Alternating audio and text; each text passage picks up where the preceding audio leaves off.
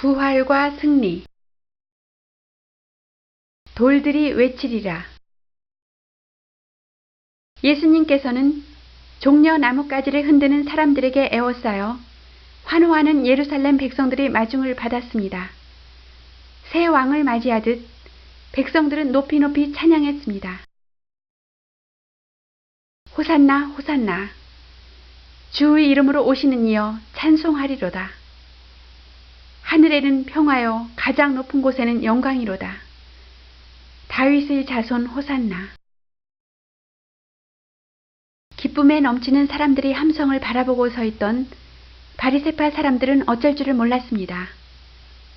이젠 무슨 일을 해도 소용이 없을 거요. 저 사람들을 멈추게 할 수는 없는 일이요. 로마군이 저토록 흥분한 군중들의 소리를 듣고 반란을 일으킨 줄로 알고 쳐들어오지는 않을지 걱정이로다. 보다 못한 바리새파 사람 가운데 몇몇이 예수님께로 나왔습니다. 선생님, 사람들이 저렇게 야단들인데 왜 꾸짖지 않고 내버려 두십니까? 로마군이 가만히 있지 않을 것입니다. 내가 너희에게 진실로 말하노라. 그들이 입을 다물면 돌들이라도 소리를 지를 것이다. 이리하여 바리새파 사람들은 군중들이 하나님을 찬양하고 예수님의 예루살렘 입성을 찬양하며 성전으로 들어가는 것을 멍하니 바라보고 있을 수밖에 없었습니다. 예수님은 성전으로 들어가셔서 무리를 가르치시고 서로 사랑하라. 또 병자와 귀신 들린 자들을 고쳐주셔서 그들이 다 주님을 따르게 하셨습니다. 네 믿음이 너를 구원했느니라. 믿습니다, 주여. 구원을 주소서. 예수께서 성전을 깨끗이 하심. 예수께서는 이튿날도 성전으로 들어가시는데 그때 성전 광장에서는 제물에 필요한 소와 양과 비둘기들을 사고 팔며 각종 장사치들이 판을 벌이고 있었습니다. 이것 얼마요? 싸게 해드리지요. 저들이 성전에서 무엇을 하고 있는가? 이 장면을 보신 예수님께서는 매매하는 자들을 내어 쫓으시며 모조리 둘러 엎으셨습니다. 누구도 성전 안으로 이런 것들을 가지고 들어오지 말라. 예수께서 이토록 화를 내시는 것을 처음 본 이들은 날아가는 돈 상자를 잡을 겨를도 없이 놀랐습니다. 내 집은 만민이 기도하는 집이라 칭하리라. 어찌 강도의 배를 채우려 하느냐. 대제사장들과 서기관들은 이때를 놓치지 않고 주님을 공격했습니다. 당신이 무슨 권한으로 이런 짓을 하는가? 네가 진정 선지자라면 그 표적을 보여봐. 너희가 이 성전을 헐라. 내가 사흘 동안에 다시 일으키리라. 무엇이라고? 저런 불경한 말을 하다니. 거룩한 성전을 헐라니. 보라, 이 성전은 46년 동안에 걸쳐 지었거늘 내가 어찌 사흘 동안에 일으킨다 하느냐. 예수님께서 성전에서 화를 내시며 이런 말씀을 하실 때는 아직 제자 중 누구도 그 뜻을 깨닫지 못했습니다. 그들은 후일 주님의 부활을 본 후에야 지금의 주님 말씀을 이해하게 되었던 것입니다. 주님의 저 행동과 말씀의 뜻은 무엇을 가르치심일까? 정말 성전을 사흘 만에 지을 수 있을까? 로마의 돈. 이 땅 위에서의 예수님의 생애는 불과 며칠 후에 끝나려 하고 있었습니다. 예수라는 자를 이대로 보고만 있을 수는 없다. 하지만 저토록 열광적인 군중을 어떻게 저 사람에게서 떼어놓는담? 바리새파 사람들은 어떻게 해서라도 예수님을 죽여야 한다는데 결심을 굳혔던 것입니다. 길은 하나다. 그를 함정으로 몰아넣어야 한다. 그가 로마 법을 어기는 말을 하도록 유도하는 거야. 이들은 트집을 잡을 만한 일을 서로 의논한 끝에 예수님을 만나러 갔습니다. 선생님이시여, 당신은 하나님이 모든 도를 알고 계시니 우리들에게 한 가지 가르쳐 주소서. 말하라. 우리가 지금 로마 황제에게 세금을 바치는 것이 옳습니까? 아니면 잘못된 것입니까? 유대인들은 로마 정부를 미워했고 특히 세금을 바치는 데 대해 불만이 많았습니다. 예수님이 유대 사람을 자기 편으로 삼고자 한다면 틀림없이 그런 돈이 있거든 하나님께 바치는 편이 좋다고 할 것이라 생각했던 것입니다. 그렇게만 된다면 예수님이 세금을 바치지 못하게 유대인들을 선동한다고 고발하여 빌라도에게 넘기려 했던 것입니다. 그러나 예수님은 바리새파 사람들의 잔꾀를 환히 알고 계셨습니다. 그리하여 너희는 그것이 알고 싶은 척하면서 사실은 나를 시험하고 있다. 세금으로 내는 돈을 내게 보여라. 그들은 황제의 초상이 새겨진 돈을 예수님 앞에 내놓았습니다.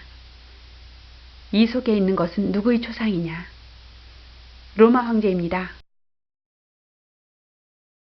그러면 황제의 것은 황제에게 바치고 하나님의 것은 하나님께 바쳐라. 이러한 예수님의 대답에 누구도 대꾸할 말을 찾지 못했습니다. 도저히 당할 수가 없군. 저렇게 훌륭한 말씀은 들어본 적이 없다. 과부의 연보. 어느 날 예수께서는 설교를 마치신 후 연보궤 근처에 앉아 계셨는데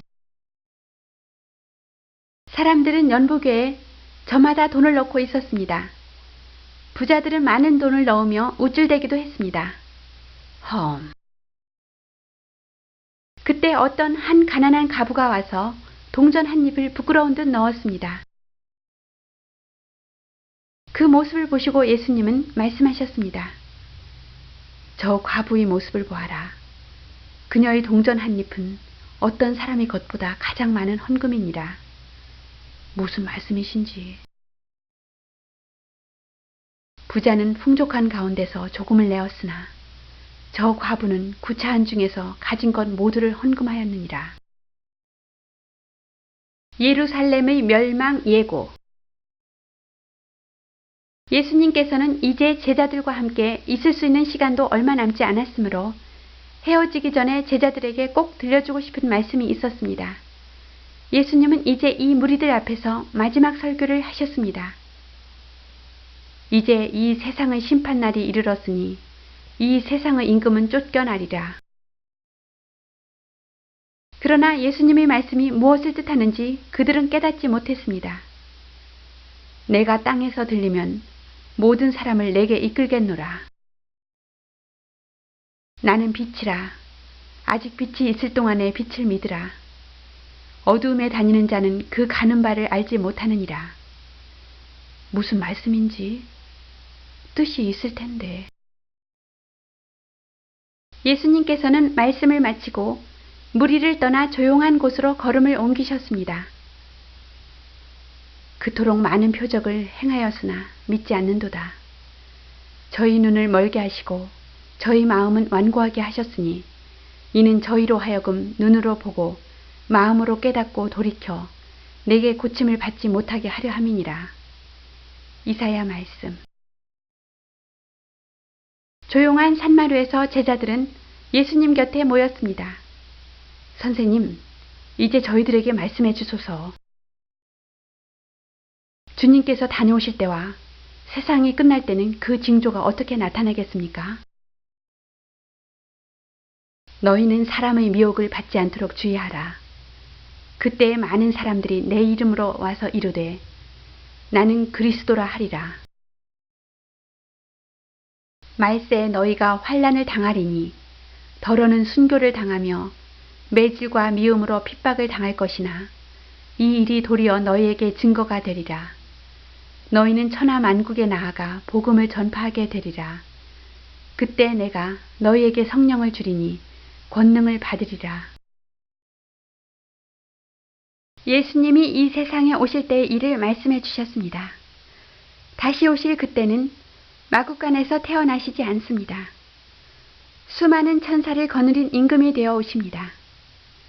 예수님이 구름 위에서 이 세상으로 내려올 때에는 온 세상 사람들이 그 모습을 바라볼 수 있습니다. 왜냐하면 그때는 하늘의 끝에서 저 끝까지 눈부신 빛이 비치기 때문입니다. 그때 온 세계의 사람들은 예수님의 영광스러운 왕자 앞에 모입니다. 그리고 예수님을 사랑하는 자는 그 오른편에, 그렇지 않은 자는 왼편에 있게 됩니다. 그러나 그날과 그때는 아무도 모르나니 하늘에 있는 천사들도 아들도 모르고 오직 아버지만 아시느니라. 그리고 임금이 된 예수님은 목자가 양과 염소를 구별하듯 오른편에 있는 사람들에게 이렇게 말씀하실 것입니다. 내 아버지께 복받은 자들이여 나오라. 와서 천지 창조 때부터 너희를 위하여 준비한 이 나라를 차지하여라. 너희는 내가 굶주렸을 때 먹을 것을 주었고 나그네 되었을 때 따뜻하게 맞아주었다. 목말랐을 때 마실 것을 주었으며 헐벗었을 때 입을 것을 주었다. 또 내가 병들었을 때 돌봐주었으며 감옥에 갇혔을 때 찾아주었다. 아마 이 말을 들었을 때 하나님께서 기뻐하시는 일을 한 사람들은 이렇게 대답할 것입니다. 주여, 언제 주님께서 그와 같은 일을 당하셨사오며 언제 저희가 그와 같은 일을 베풀었나이까? 저희들은 주님께 그와 같은 일을 한 적이 없습니다. 내가 분명히 말하지만 너희가 여기 있는 형제 중에 가장 보잘것없는 사람 하나에게 해준 것이 곧 내게 해준 것이니라. 또 왼편에 있는 사람들에게는 이 저주받은 자들아, 너희는 내게서 떠나 악마와 그 졸개들을 가두려고 준비한 영원한 불 속으로 들어가거라. 무슨 말씀을? 왜요? 너희는 내가 줄였을 때나 목말랐을 때나 나그네 되었을 때나 헐벗었을 때나 병들었을 때나 감옥에 갇혔을 때 모른 척 하였느니라. 주님께서 언제 그런 일들을 당하셨기에 저희가 돌봐드리지 않았습니까? 여기 있는 이 사람들 중에 가장 보잘것없는 사람 하나에게 해주지 않은 것이 곧 내게 해주지 않은 것이니라. 그러므로 늘 깨어서 기도하라. 어느 날에 주님이 임할지 너희가 알지 못함이라. 예수께서 이런 말씀을 하시는 동안 가롯 유다만은 조금도 그 말씀에 귀를 기울이지 않았습니다. 유다의 가슴이 예수님을 사랑하는 마음으로 가득하지 않았기 때문에 악마가 그의 마음속에 엉뚱한 생각을 몰아넣었던 것입니다. 저분은 천국 얘기만 하는군. 당장 필요한 것은 로마로부터 유대민족을 해방시켜 왕이 되어야 우리들도 빛을 볼 텐데 내가 잘못 짚었다. 물론 유다든 악마든 하나님의 아들이신 예수님께서 그들을 억누를 수는 있었습니다. 그러나 아무런 잘못도 없는 예수님이 죽으셔야만 했던 것은 바리새파 사람들의 시샘 때문도 아니고 유다의 욕심 때문도 아니었습니다. 악마의 미움을 샀기 때문은 더구나 아니었습니다.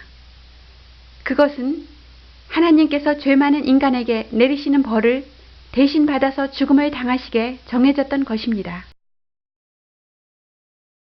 예수님께서 다시 제자들에게 너희도 아는 바와 같이 이틀이 지나면 유월절이다. 인자가 십자가에 못 박히기 위하여 팔려가리라. 아니, 무슨 말씀이십니까?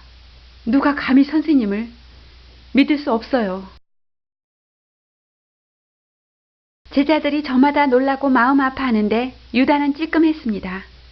설마 내 계획을 알 리는 없겠지. 한편 바리새파인과 제사장들은 여전히 예수님을 죽일 궁리에 몰두하고 있었는데 예수를 잡을 수 있는 기회를 번번이 놓치고 말았으니 이제 또 무슨 묘책을 세우나? 그 자를 체포하기가 어디 쉬운 일인가요? 내일 모레면 6월절이라 백성들 틈에 나타날 터이니 이번에는 어떻게 해서라도 체포합시다. 안 돼. 백성들이 그를 따르는데 공공연히 체포하다가는 큰 소동이 일어날 것이다. 그럼 또 보고만 있자는 것입니까? 명절이 지나기를 기다리자. 그 후에 무슨 방법이 생길 거야.